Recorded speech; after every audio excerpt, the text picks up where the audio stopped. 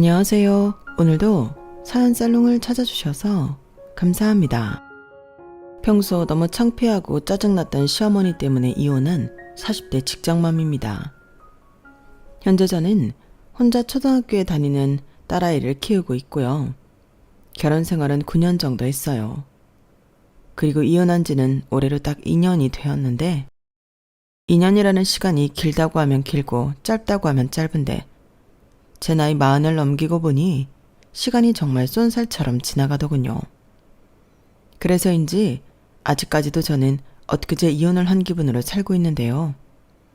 그게 괴롭다는 게 아니고 거꾸로 너무 좋아요. 이혼한 직후 제가 정말 기분 날아갈 듯 좋았거든요. 그래서 2년이 지난 지금도 매일 아침마다 더 이상 엮이고 싶지 않은 사람들과 더는 볼 일이 없다는 사실만으로 행복 그 자체인데요. 내친 김에 작년부터 꾸준히 애청하는 제 최애 사연 살롱에 제 사연을 소개하고 싶어 이렇게 용기를 내봤어요. 사실 많은 분들의 다양한 사연 이야기를 들으며 저 역시도 많은 생각을 했었거든요. 미처 생각하지 못한 친정 부모님의 마음이라든가 저 역시도 결혼 생활을 하면서 놓치고 살았던 문제들까지 제 자신을 돌아보는 시간을 가지곤 했는데 특히 시어머니나 시댁 식구들 때문에 몸도 마음도 고생하는 며느리가 많다는 것에는 너무 안타깝고 화가 났어요. 톡 까놓고 그들은 며느리한테 함부로 할 자격이 없는 생판 남이잖아요. 그런데 어떻게 그런 남한테 그런 행동을 할 수 있을까? 자연스럽게 제 전 시어머니를 떠올리게 됐는데요. 사실 저희 시어머니도 처음부터 이상하신 분이셨어요. 아껴도 너무 아끼고 사람이 좀 지나치게 궁상 맞으셨는데요. 어차피 결혼해서 같이 살 것이 아니었기에 저는 그 점을 심각하게 생각하지 않았어요.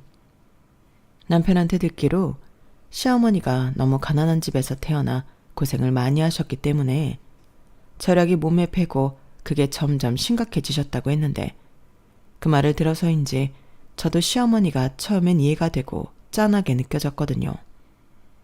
하지만 문득문득 함께 있으면 시어머니의 지나친 절약정신 때문에 창피할 때가 종종 있었는데요. 예를 들면 같이 외식이라도 할라치면 너무 비싸다는 말을 계속 연발하시는 건 기본이고 이거 우리가 남기고 가면 다 버릴 거야 하시며 언제 챙겨오셨는지 주머니에서 위생봉투를 꺼내 식당 음식들을 담기 시작하셨는데 그것만 챙기시는 게 아니라 반찬을 추가하셔서 그 반찬까지도 봉투에 담으시더라고요. 그 모습이 어찌나 충격적이었는지 그 다음부터는 절대 시어머니와 외식을 하지 않게 되었어요. 다행히 시어머니는 당신 스스로가 외식은 낭비라고 생각하셔서 저에게 외식을 하고 싶다 하신 적이 없었는데 그 점은 너무 감사했죠. 그리고 시어머니의 그런 점을 남편과 시아버님은 대놓고 싫어하셨는데요. 왜 아니겠어요. 게다가 그렇게 챙겨간 반찬을 다음 끼니부터 열심히 식탁에 올리시는 시어머니셨는데 남편은 어릴 때도 종종 그렇게 밥을 먹었다 하더라고요. 게다가 결혼식 같은 곳에 가면 음식이 뷔페 형식으로 나오는 경우가 많잖아요. 그때는 아주 락앤락 통까지 들고 오셨는데 그땐 저도 쥐구멍이 있으면 숨고 싶은 마음이었다니까요. 그런데 시어머니는 내가 낸 축의금이 얼만데 이 음식들 공짜가 아니야.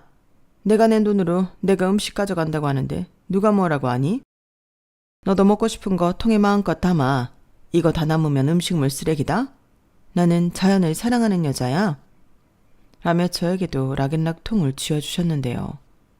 그때만 생각하면 지금도 얼굴이 화끈거려요.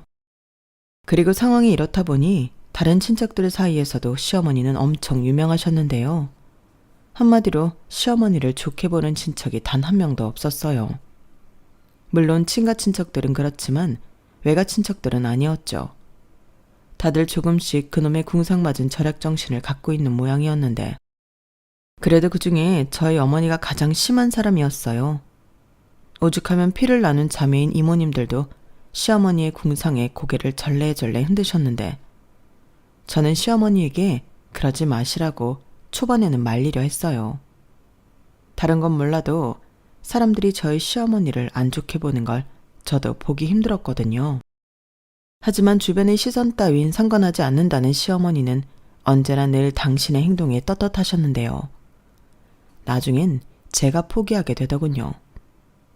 그리고 그런 자기 엄마의 행동을 부끄러워하던 남편은 언젠가부터 자기 엄마처럼 알뜰한 사람이 없다고, 음식물 쓰레기 나오는 것보다 좋은 거라고 말 같지도 않은 소리를 했는데, 그때의 충격이란 어떻게 설명하려고 해도 제 마음을 다 표현할 수 없을 정도였죠.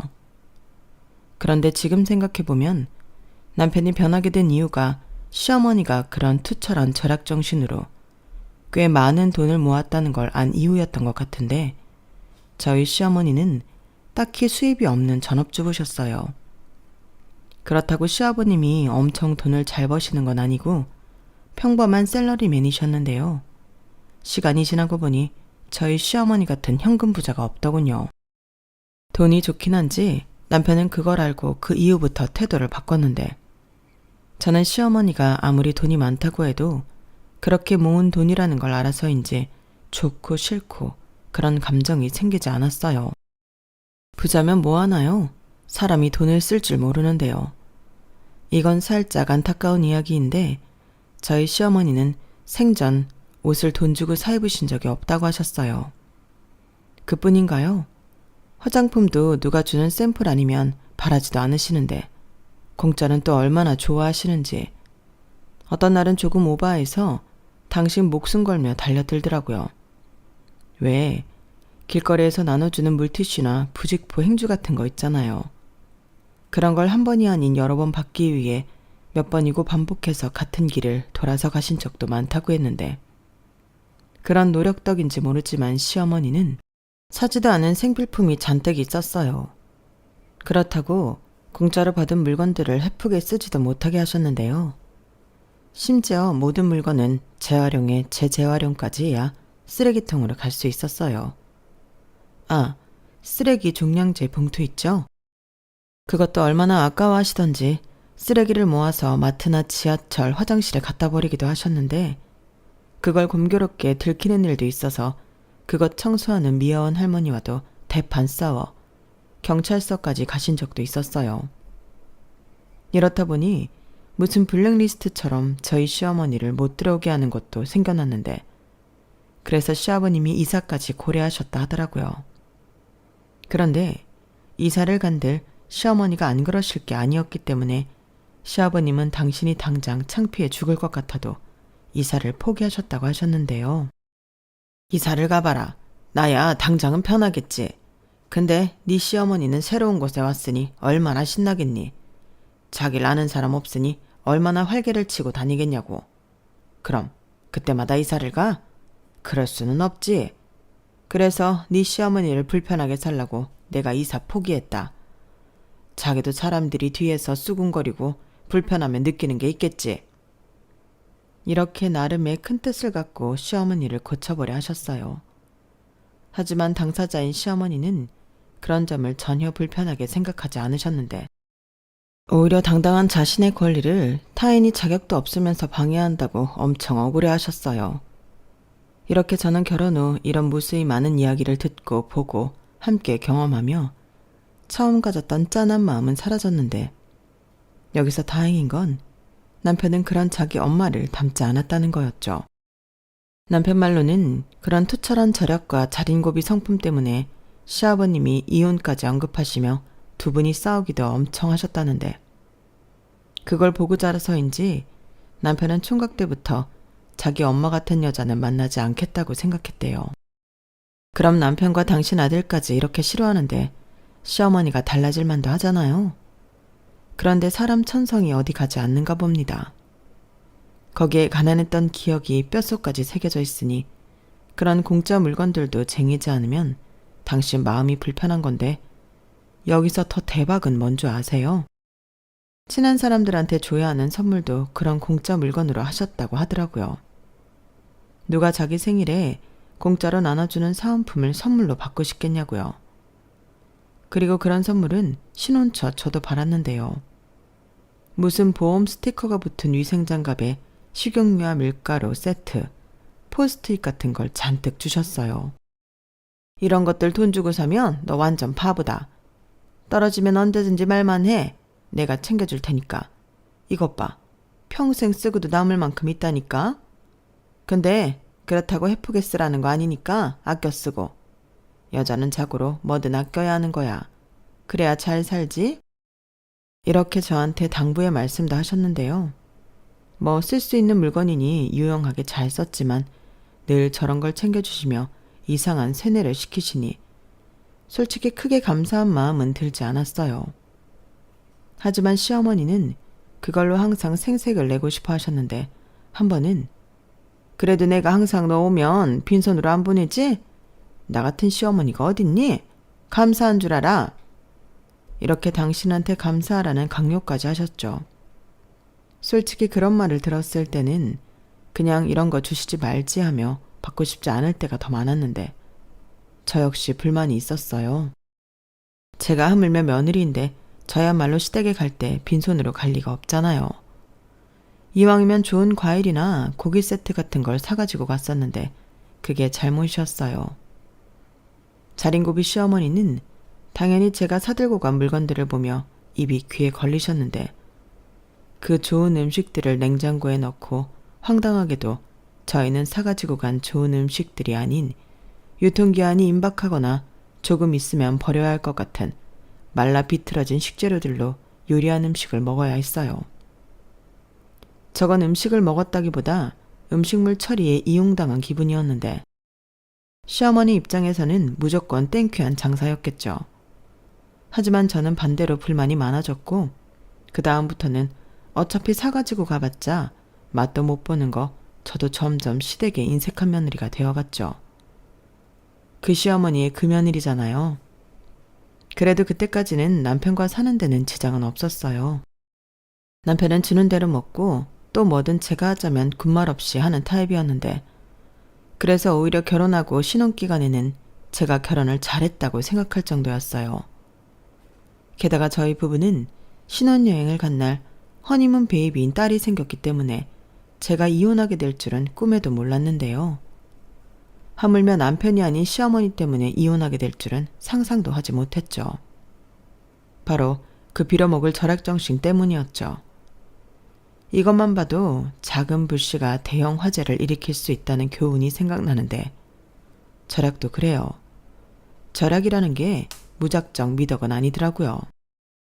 누군가의 말처럼 절약과 궁상은 한 끗 차이였는데 시어머니는 당신이 뭐가 문제인지 전혀 모르셨어요.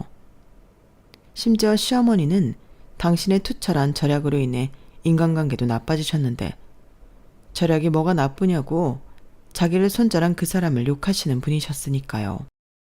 그러면서 점점 시어머니의 사회생활은 좁아져만 갔고 그 동네에서 자린고비 소여사라고 하면 모르는 이가 없을 정도였는데 오죽하면 시아버님이 동네에선 쪽팔리다며 슈퍼마켓도 가지 않는다고 하시더라고요. 저도 시아버님의 그 마음을 100% 이해할 수 있었어요. 하지만 시어머니는 생각이 다르셨는데 동네에서 제법 큰 마트들이 종종 자체 쿠폰제나 포인트제를 하잖아요. 저희 시어머니는 또 그거에 엄청 집착하셨어요. 그러니 다른 슈퍼에 가서 생돈을 쓰는 시아버님을 보면 엄청 뭐라고 하셨는데요. 어머, 당신 또 우리 동네 슈퍼 안 가고 다른 동네 슈퍼 갔어요? 내가 그러지 말라고 몇 번을 말해요. 거기 쿠폰을 받아와야 한다니까. 이것 봐봐요. 우리 화장실 휴지 떨어져서 이것 빨리 5장 돈 모아서 바꿔야 하는데 이 돈이면 쿠폰 3장은 받겠네. 됐어. 내가 분명히 말했을 텐데 나는 이 동네에서는 절대 하드 하나도 안 사 먹을 거야. 당신이 저 밑에 슈퍼에서 병 훔쳐서 위에 슈퍼에 팔아버리는 통에 내가 개쪽당해서 얼마나 고생했는지 알아? 그런데 내가 그 슈퍼를 어떻게 가냐고? 아니 당신은 내 남편이면서 어떻게 말을 그렇게 해요? 내가 아니라고 몇 번을 말해요. 사람 답답하네. 답답해? 나도 답답해. 아니 왜 그렇게 궁상을 떨고 살아? 당신이 그러면 남편 욕먹이는 건 몰라? 남편이 오죽 돈을 못 벌어오면 마누라가 병까지 훔쳐서 파냐고. 뭘 또 그래요. 내가 뭐 일부러 그랬냐고. 나는 그냥 누가 병을 모아놓은 줄 알고 갖다 팔았다니까요. 아깝잖아요. 그게 푼돈 같아도 돈만 원은 된다고. 아니 이 사람아, 말이 되는 소리를 해. 수퍼 앞에 병이 모아져 있으면 당연히 그 수퍼 물건이지. 누가 수퍼 앞에 벙을 모아서 버리나? 그리고 정말 그렇게 생각했으면 그 슈퍼에 팔지 왜 제일 먼 슈퍼에 팔러 갔는데. 다 알고 한 짓이잖아. 사람이 양심이 있어야지. 아니다. 당신은 양심 같은 것도 다 엿바꿔 먹었지? 그러니까 고물상 할배 물건도 훔쳐다 팔았겠지. 진짜 당신 애들도 있는데 계속 일할 거예요. 그 얘기는 진짜 한참 된 일인데 뭐하러 다시 꺼냈냐고. 딱 한 번이었어요. 고물이 그렇게 돈을 많이 준다고 해서 딱 한 번 해봤다고요. 그리고 그 할아버지도 그 고물 어딘가에서 주웠을 건데 임자가 있는 것도 아니잖아요. 그래서 그 할배가 힘들게 찾아서 모아놓은 걸 훔쳤다고? 이게 지금 말이 되는 소리야? 아우 알았어요. 진짜 애들 앞에서 창피해서 못 있겠네. 이제 그만 좀 해요. 당신 나 일부러 애들한테 망신 주려고 그러는 거죠. 며느리가 시어머니를 뭐라고 생각하겠어요? 정말 너무하네. 남편이 아니라 원수지. 그리고 당신은 휴지 못 바꾸면 신문지 써요. 지금 보니까 당신은 휴지 쓸 자격이 없네. 자격 같은 소리 하네. 그래, 내 휴지는 내가 사서 쓴다. 됐냐? 내 휴지에 이름도 써놓을 거니까 나 몰래 쓸 생각하지도 마. 정말 저런 대화를 신혼초에 옆에서 제 두 귀로 듣는데 그때 저는 놀라서 입이 떡 벌어졌어요. 그때는 남편도 안절부절 못했던 기억이 생생한데 아니 슈퍼에서 병을 훔쳐서 다른 슈퍼에 판 것도 기가 막힌데 고물상 할아버지 물건을 훔쳐 팔다뇨. 이건 정말 제 상식으로는 이해할 수 없는 일이었죠. 사람이 얼마나 지독하게 가난했으면 저런 사람이 되었을까. 저희 할머니랑 같이 6.25라도 겪으신 줄 알았다니까요. 그리고 저도 그런 얘기까지 들었을 때는 최대한 시어머니 기분 나쁘지 않게 어머니 그렇게까지 아끼지 않아도 돼요. 평생 아끼면서 살았는데 이제 좀 쓰고 사셔야 억울하지 않죠. 라고 말한 적도 있었는데요. 역시 사람은 바꾸는 게 아니더라고요. 절약을 종교처럼 맹신하는 시어머니에겐 절대 통할 리가 없었어요. 그러니 생일이나 아이 출산 또 돌잔치 같은 축하받는 날에도 시어머니는 제대로 된 선물 한번 해주신 적이 없었는데요. 솔직히 서운하지 않았다면 거짓말이었죠. 하지만 그때까지는 제 마음에도 한켠에는 측은지심한 마음이 있었어요. 그래서 이해는 가지 않아도 미워하진 않으려 노력을 하기도 했는데 친정엄마도 저더러 힘들겠지만 그러라고 하셨거든요. 참고로 저희 친정엄마와 시어머니는 비슷한 연배셨어요. 그래서인지 저희 엄마는 시어머니를 이해하셨는데요. 저한테 이렇게 말씀하시기도 하셨어요. 고기도 먹어본 사람이 맛을 아는 거야. 네 시어머니가 편하게 살아본 적이 없어서 그러는 거니 네가 조금씩 좋은 것도 사드리고 경험하게 해드려. 혹시 아니? 늦바람이 무섭다고 한 변 편한 맛을 알면 내가 왜 그렇게 미련하게 살았나 후회할지. 내 친구들 중에도 니네 시어머니처럼 무조건 아껴야 한다고 생각하는 애 있거든? 지금 걔가 제일 잘 놀아. 라고 하셨는데요. 친정 엄마까지 나서서 저런 말을 하시니 그때는 저도 뭔가 시어머니와 친해지려 나름의 노력을 했더랬죠. 하지만 그것도 되는 사람이 있고 안 되는 사람이 있는 거였어요. 저희 시어머니의 좌우명은 티끌모아 태산이었는데 절약해서 쟁이고 모으고 태산을 만드는 걸 즐기는 사람에게 이제 좀 편하게 사세요와 같은 말을 담배를 좋아하는 골초에게 담배 좀 끊고 건강하게 살라는 말과 똑같더라고요. 아니 애연가는 자기가 잘못하고 있는 건 알기라도 할 텐데 시어머니는 절약이 뭐가 나쁘냐고 저를 이상하고 해프나이로 생각하며 한심하게 보셨는데 아마도 당신이 모은 돈 때문에 더욱 당당하셨던 것 같아요. 하지만 그렇다고 저희가 그 돈에 덕을 봤냐고 물으시면 그것도 아니었는데 아까 말씀드린 대로 저희 시어머니는 돈 쓰는 걸 아주 극도로 싫어하세요. 병도 꼭 키워서 더 많이 고생하는 타입이었는데 조금 아프면 병원 가서 금방 나을 수 있는 걸 병원비 아깝다고 안 가시더라고요. 그러고는 집에서 민간요법 하시며 자연치료를 하셨는데 전에 코로나 때는 거의 죽다 살아나셨어요. 그것도 뒤늦게 검사와 약이 공짜라는 걸 알고 병원에 가셨지, 아마 그것도 돈을 받는다고 하면 안 가셨을 수도 있는데요. 상상만 해도 답답하죠. 그렇다 보니 저와 시어머니는 늘 영원히 만날 수 없는 평행선을 걷게 되었는데요. 솔직히 평행선만 걸었다면 저는 이런 사연을 쓰고 있지도 않았을 거예요. 그런데 시어머니는 기어코 당신 스스로 평행선을 벗어나 문제를 만들어 버리셨는데, 시어머니가 가진 돈을 언젠가는 장남인 자기한테 줄지도 모른다고 생각한 남편이 시어머니 편을 들면서 저희는 이혼까지 치닫게 되었어요. 어느 순간부터는 시어머니가 심하게 아끼시는 것도 자기 엄마가 좋은 뜻에서 하는 거지 않냐고, 그 아낀 돈으로 가족들이 편하게 살았으니 그 노고를 궁상이라고 치부하지 말고 알아줘야 한다고 저한테 자기 엄마한테 잘해주라고 했는데요. 거기에 더 나아가 자기는 안 그러면서 저더러 뭐든 아껴 쓰라고 잔소리를 하기 시작하더라고요. 자기 엄마가 모은 돈 못 받냐고.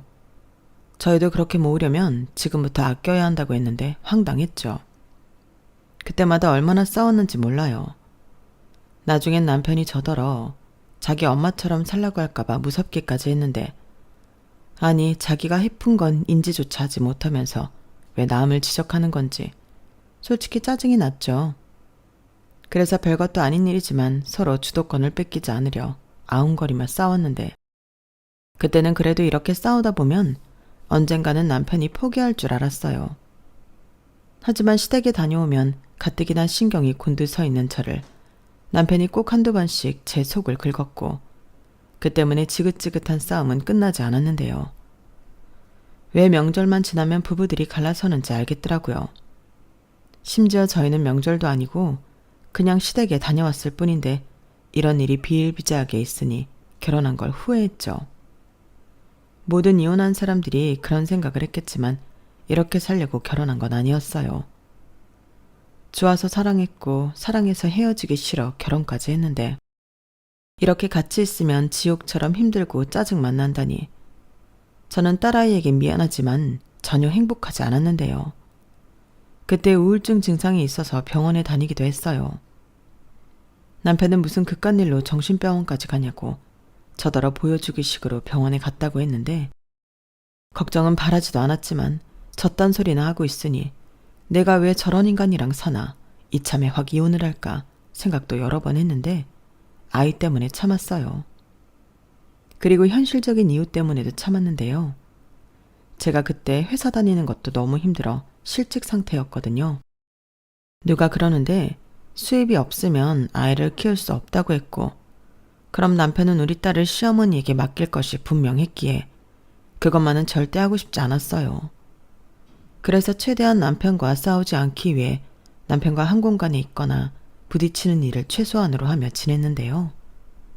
우울증 증상 때문인지 그때는 남편 때문에 울기도 많이 울었던 것 같아요.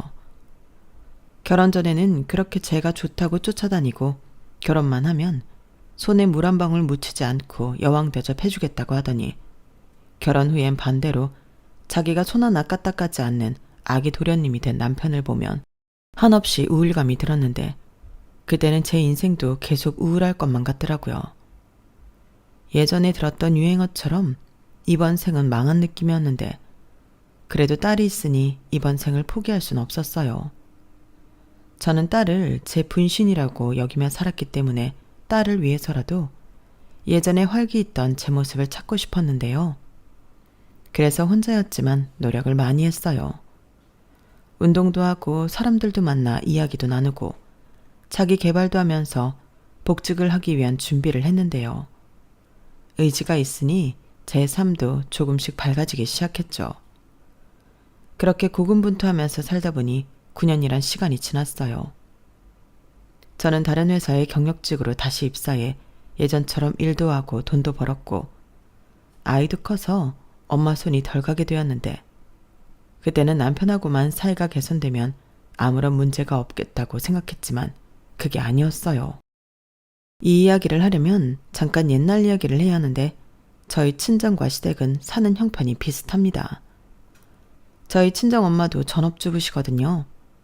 가끔 집에서 하는 부업을 하시기도 하는 것 같은데 은행에 다니시는 아빠가 벌어오시는 수입으로 저희 네 식구 무난하게 잘 살았어요.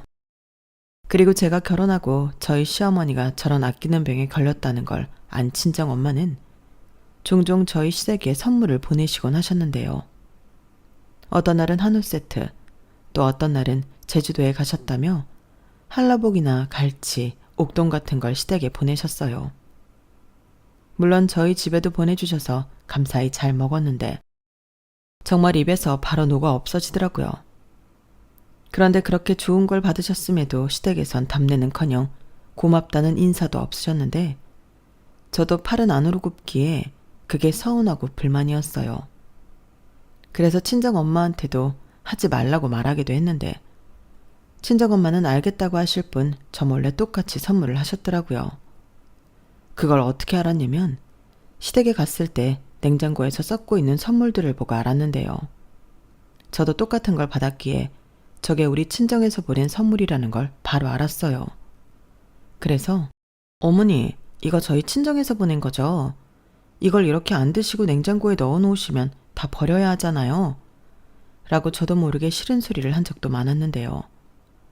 그러면 시어머니는 황급히 다시 그것들을 냉장고 깊숙이 밀어 넣으며 아끼는 거야. 사돈이 줬는데 너무 감사하니까 두고두고 먹으려고. 이제 먹을 거야? 하며 냉장고 문을 닫으셨는데 저렇게 늘 아끼다 똥된 음식만 드시니 그것도 문제였어요. 젊었을 때는 괜찮으셨을지 모르겠지만 나이가 있다 보니 식중독 같은 걱정도 되고 무엇보다 맛있는 걸 맛있을 때 드시지 못하니 그게 답답하기만 했는데 그래서 친정에도 단호하게 말씀드렸어요. 우리 어머니 엄마가 보낸 거 아까워서 못 드셔. 그거 한참 지나도 다음에 드시는데 그러다 아프기라도 하심 엄마 어떻게 하려고 해? 그럼 사돈 때문에 아팠다고 하지 않겠어? 그러니까 하지 말라고. 이렇게 조금은 매몰차게 말씀드렸는데 저도 모르게 친정엄마가 편해서 말이 자꾸만 거칠게 나왔어요. 마치 엄마 때문에 내가 힘들다. 우리 시어머니 아프시면 엄마 때문이라고 하실 텐데 그럼 나를 얼마나 미워하겠냐? 이런 식으로 말하게 된 못된 딸이었는데 그러자 저희 엄마는 아무 잘못도 없으신데 저한테 미안하다고 하셨어요. 그리고 그날 이후 시댁으로 가는 친정 선물은 없었는데요. 시어머니가 당연히 서운하셨겠죠. 공짜로 좋은 물건들을 받았는데 그게 어느 순간부터 뚝 끊겼으니 얼마나 아쉬우셨겠어요. 그래서 저한테 혹시 니네 친정에 무슨 일 있니? 다른 게 아니고 선물도 안 오고 내가 걱정이 돼서 선물 때문이 절대 아니야. 이렇게 돌려 물으시기도 하셨는데 그럼 저는 요즘 좀 어려우신 것 같다 거짓말을 했어요.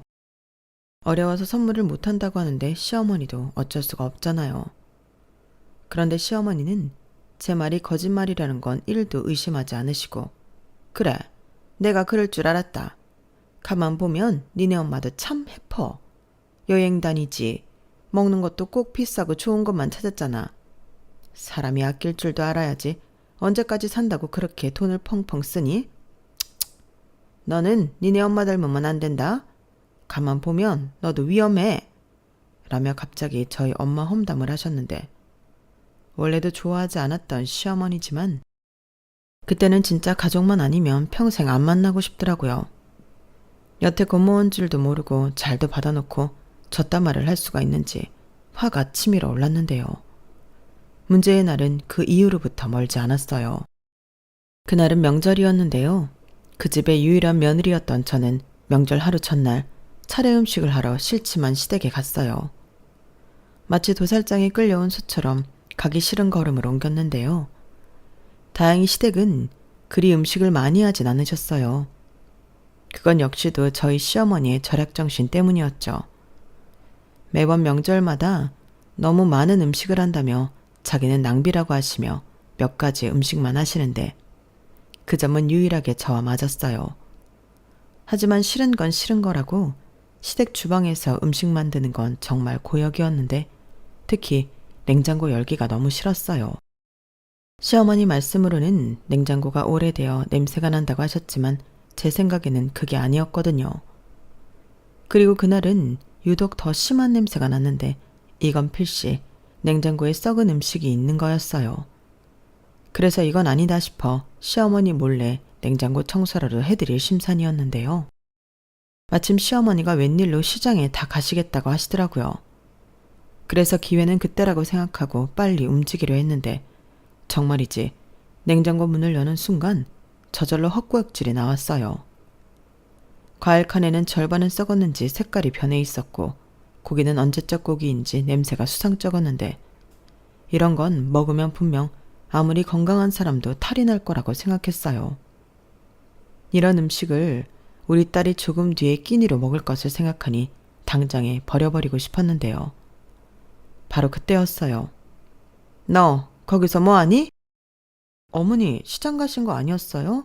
왜 이렇게 빨리 오셨어요? 만두피 좀 사러 갔는데 오래 걸릴 게 뭐가 있어?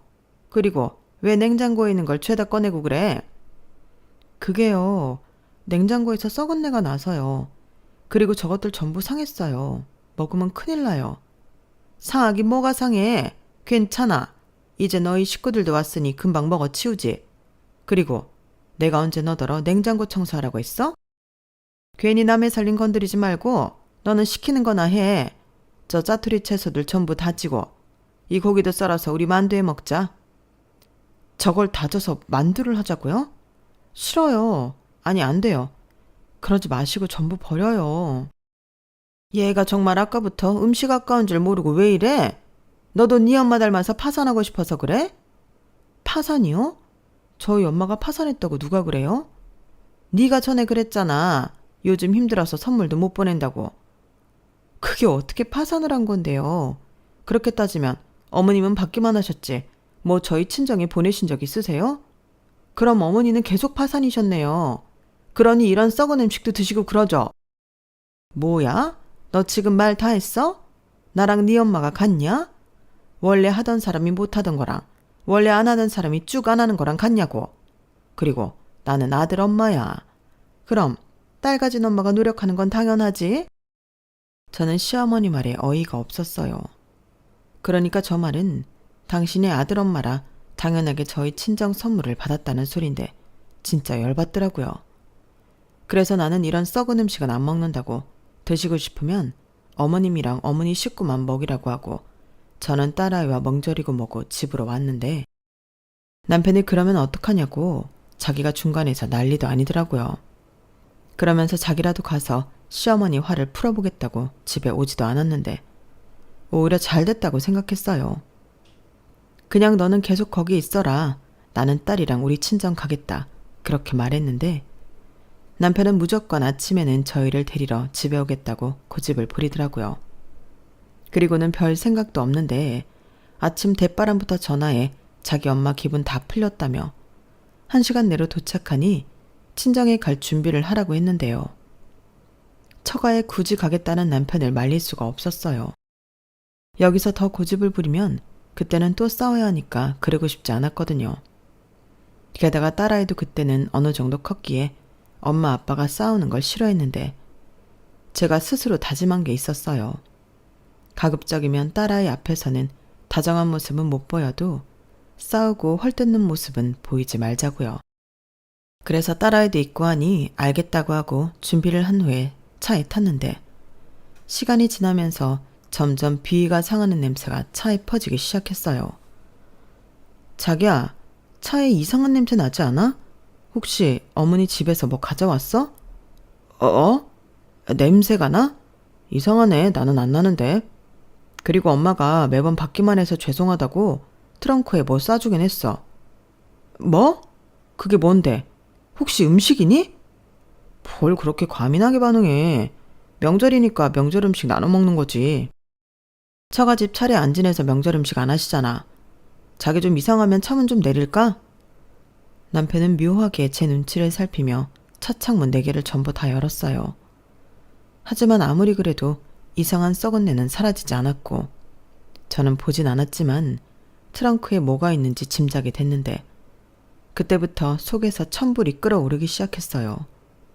그 냄새가 제가 시댁 냉장고에서 맡은 냄새가 분명했거든요. 제가 분명 이건 썩었다고 먹으면 큰일 난다고 얘기했는데 그걸 자기 식구들도 안 먹고 저희 부모님 갖다 드리라고 싸주셨다고 생각하니 오장육부가 다 뒤틀리는 기분이었는데 저는 당장 차를 세우라고 소리를 질렀어요.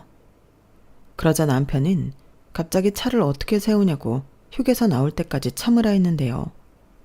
저희 친정이 그리 멀지 않아 고향 휴게소에 도착해 곧장 차 트렁크를 열었어요.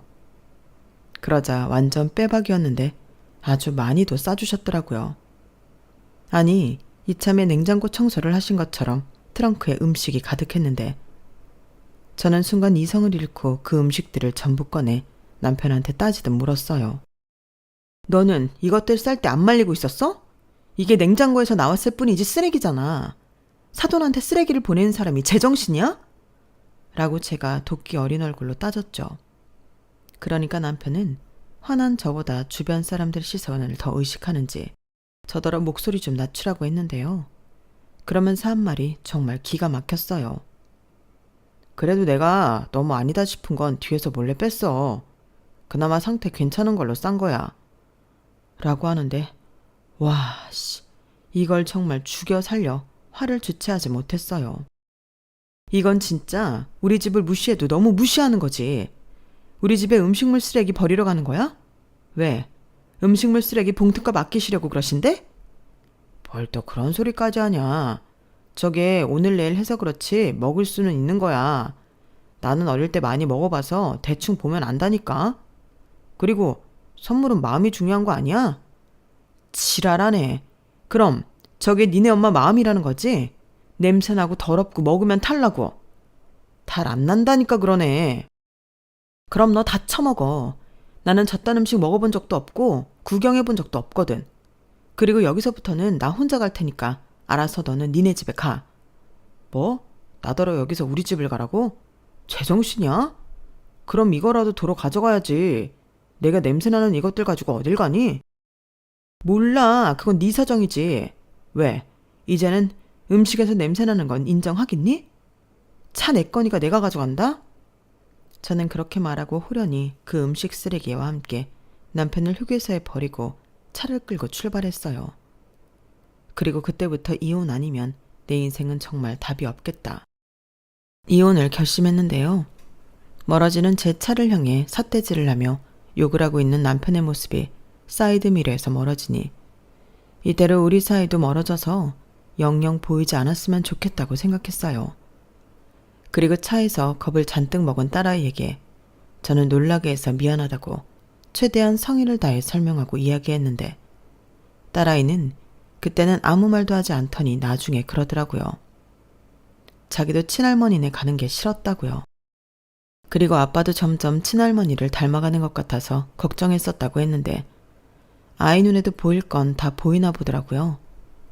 그리하여 저는 가족들 모임 명절에 졸지에 이혼 선언을 하게 되었고 저에게 모든 이야기를 들은 친정 부모님은 다른 무엇보다 제 마음이 제일 중요하니 후회하지 않을 선택을 하라 하셨는데 누군가는 그렇게 생각하실 수도 있을 거예요. 그깟 참고 살 수도 있지 않냐고요. 아니면 시댁과 연을 끊고 남편하고만 살면 되지 않냐 하실 수도 있는데 저는 그러기 싫었어요.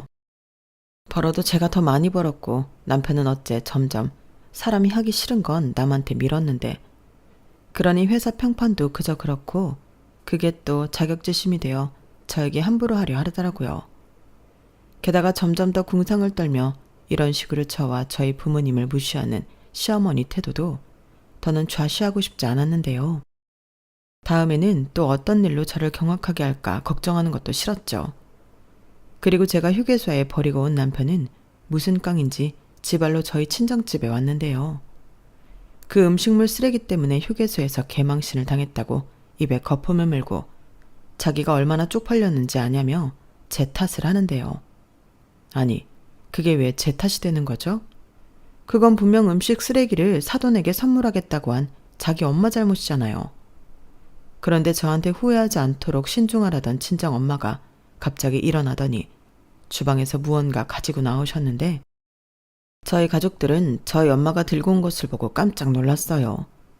그건 바로 저희 친정집 음식물 쓰레기통이었거든요. 그리고는 저희 엄마가 하신 말씀이 정말 통쾌했는데요. 잘 왔네. 나도 자네 집에 선물 하나 보내야지. 이거 오늘 저녁하고 나온 음식물 쓰레기인데 자네 이거 들고 가서 자네 엄마랑 먹게나. 이럴 줄 알았으면 한 일주일 정도 모아서 크게 줄걸. 미안하네. 장모님, 이게 지금 무슨 짓이세요? 이건 쓰레기잖아요. 쓰레기통에 든 거. 그래. 왜? 쓰레기통에 들었으면 쓰레기고 냉장고에 들었으면 음식인가? 근데 자네도 와서 맡아보게. 이거 냄새도 안 나. 근데 자네가 오늘 우리 집에 들고 오려던 건 뭔가? 그거 정말 먹을 수 있는 거 맞아? 나는 말일세. 내가 자네 집에 자라면 자네라도 우리 딸이랑 우리한테 잘할 거라고 기대했네. 근데 이게 뭔가? 더 말할 필요 없으니 우리 집에서 당장 나가. 여보 뭐해? 이제부터 저 인간은 우리 식구 아니야. 우리가 뭐가 아쉬워서 쓰레기통 취급을 받아? 그렇지. 당연하지. 자네 빨리 일어나게. 아니면 질질 끌고 나가는 수가 있어. 장인어른까지 왜 이러세요? 오해입니다. 오해는 무슨? 내가 뭐 없는 소리 했어? 가서 똑똑히 전해.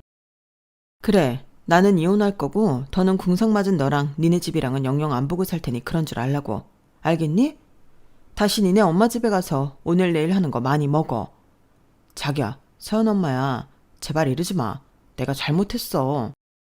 남편은 그날 괜히 홧김에 저희 친정에 와서 체면만 잔뜩 구기고 쫓겨났어요. 그리고 저희가 집이며 차며 전부 제 명이었던 터라 이혼당할 줄은 몰랐던 남편이 뒤늦게 모든 걸 다 뺏길까봐 안절부절 난리가 났는데요.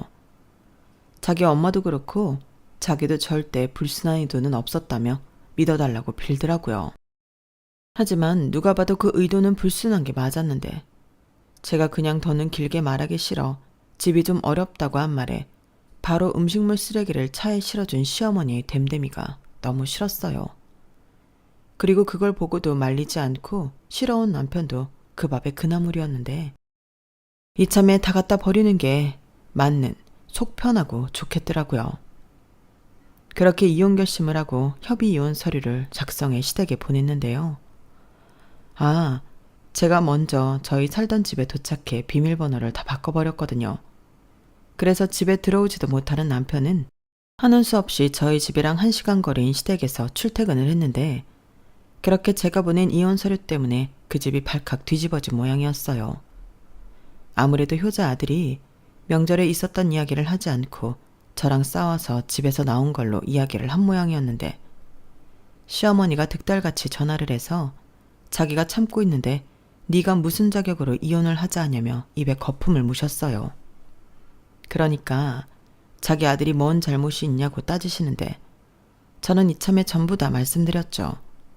그날 싸주신 음식물 쓰레기 때문에 이혼하는 거라고요. 그날 저희 부모님이 얼마나 화가 났는지 친정집 쓰레기를 가지고 남편한테 어머니 가져다 드리다고 했는데 사람이 그러는 거 아니죠. 제가 그날 분명히 썩어서 버려야 한다고 말씀드렸잖아요. 그런데 어쩜 그걸 저희 친정에 갖다 주라고 싸주실 수가 있어요? 이거 저희 친정 무시하는 거잖아요. 저 기분 나빠요. 야, 그럼 음식을 버리냐? 너도 참 유별나다. 가서 못 먹겠다 싶으면 그때 가서 버리면 되지. 고작 그런 이유로 이혼을 한다고? 네가 아주 배가 불렀구나. 네, 저야말로 아쉬울 거 없어요. 제가 서연이 아빠보다 더 벌고요. 집이랑 차도 제 거예요. 어머니 아들은 그냥 그렇게 가지시면 돼요. 뭐야? 설마 저희 결혼할 때 한 푼도 안 해주시고 뭐 내놓으라고 하시는 건 아니죠? 그러지 말고 그렇게 절약해서 모으신 거 이참에 아들한테 좀 주세요. 그 아들 내내 그것만 기다리고 사는 것 같던데. 얘가 지금 무슨 말을 하는 거야? 내 피 같은 돈을 왜 주니? 그리고 나도 너 때문에 네 시아버지랑 이혼하게 생겼어. 도대체 왜 드리려는 거야? 내가 뭘 어쨌다고? 그걸 모르시는 게 더 큰 문제예요. 제발 생각 좀 해보세요. 아무리 아끼고 싶고 욕심이 나도 해도 되는 게 있고 하면 안 되는 게 있는 거잖아요. 어머니는 어머니만 생각하는 이기적인 분이세요. 근데 그거 진짜 계속하시면 범죄예요. 저는 더 드릴 말씀 없고요. 어머니 아들한테 1도 미련 없으니 협의 이혼 안 해주면 소송할 거라고 전해주세요. 만약 이대로 순순히 도장 찍으면 집은 팔아서 반은 줄 생각인데 생각 잘해보라고 하시고요. 그 사람 지금 돈 엄청 필요한 것 같더라고요. 저는 그렇게 말하고 전화를 끊었어요. 사실 몰랐는데 남편을 내쫓고 나서 남편한테 빚이 있다는 걸 알게 되었거든요. 뭐에 쓰려고 대출을 받은 건지 액수도 좀 되는 것 같았는데 모르긴 모르지만 독촉장 내용으로 봐서는 당장 돈이 필요한 것 같았어요. 그래서 저는 순순히 도장 찍는 조건으로 집값의 절반을 주겠다고 미끼를 던졌고 남편은 그 미끼를 덥석 물었는데 저희 집이 서울도 아니고 집값이 훅훅 뛰는 신도시도 아니라서 저는 과감하게 집을 팔고 대출금 먼저 상환 후 남은 돈에서 남편과 똑같이 반반 재산 분할로 줘버렸어요. 그 대신 아빠 노릇은 제대로 하라고 양육비 100만 원은 받기로 했는데요. 남편은 당장 눈에 보이는 돈 때문인지 알겠다고 하더라고요. 그렇게 저희는 비교적 쉽고 간단하게 이혼했어요. 그리고 저는 친정 근처에 집을 다시 장만했고 친정 부모님 도움받으며 현재까지 살고 있는데요. 이제 와서 알게 됐는데 제가 이혼한 타이밍이 정말 너무 딱인 거 있죠. 그날 이후 그 인간 앞으로 계속해서 독촉장에 날아온 모양인데 하도 양육비가 밀려서 연락을 해보니 자기 지금 돈 때문에 죽기 일보 직전이라고 하더라고요. 그래서 왜 대출을 받았는지 최근에 물었는데 네, 예상은 했는데 주식을 했답니다. 그것도 쥐뿔 아무것도 모르면서 남의 말만 듣고 해외 주식을 했대요. 그리고 처음에는 생각보다 큰 돈을 벌어 점점 더 빠지게 되었다고 했는데요. 여차하면 자기 엄마가 모은 돈이 있으니 자기가 빚이 있어도 해결이 될 거라고 생각했나 봐요. 그리하여 정말로 쓸 줄은 모르고 평생 모으는 것만 했던 자기 엄마 재산을 거덜낸 모양이었는데 그 길로 시어머니는 알아누웠다고 합니다. 설상가상으로 제가 이혼을 했을 무렵 시아버님도 당신 역시 궁상 맞은 여편네랑은 더는 못 살겠다고 집을 나가셨다고 했는데요. 자세히는 모르지만 또 절약정신 때문에 시어머니가 동네 누군가와 싸운 모양이었어요. 그리하여 시어머니도 이혼을 남편 돈 사고가 터지기 전에 이혼을 당하셨는데 결국엔 남편은 자기 엄마가 평생 모은 돈 털어먹고 시어머니를 모시며 살아야 되는 팔자가 되었더라고요. 그러면서 저더러 더 이상의 양육비는 어려울 것 같다고 이야기하는데 저는 마음대로 하라 했습니다.